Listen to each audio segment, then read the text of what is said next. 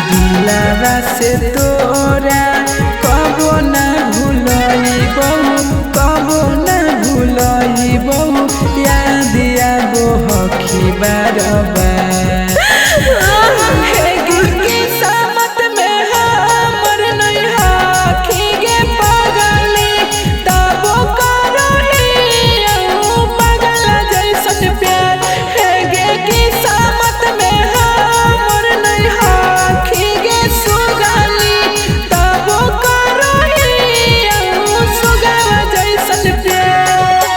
दूसरे के घरवा करमिया जोरावा, करमिया जोरावा, हमर घर रहतौ अन्हार।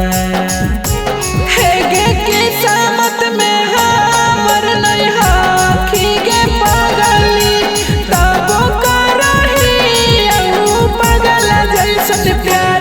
हेगे किस्मत में हमर नहीं हखी गे रानिया, तबो करही राजवा जैसन प्यार।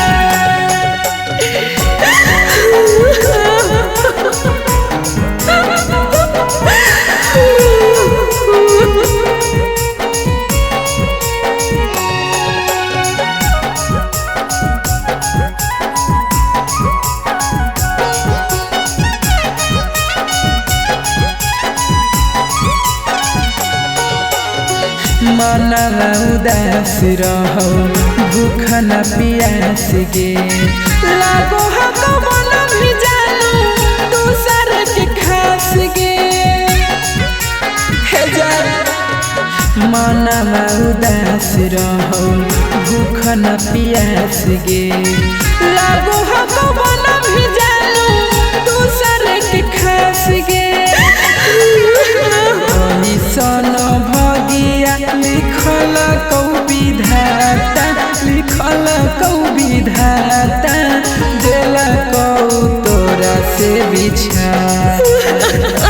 हेगे किस्मत में हमर नहीं हखी गे पगली, तबो करही पगल जैसन प्यार। हेगे किस्मत में हमर नहीं हखी गे सुगनी, तबो करही सुगवा जैसन प्यार।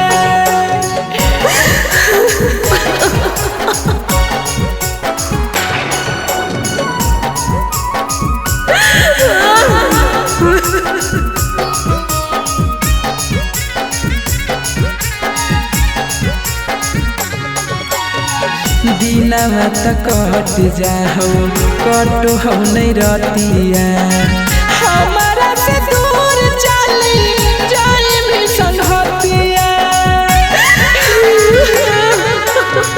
दिनवा त कट जाहो, कटो हो नहीं रतिया, हमारा से दूर चली जाए भी संगतिया।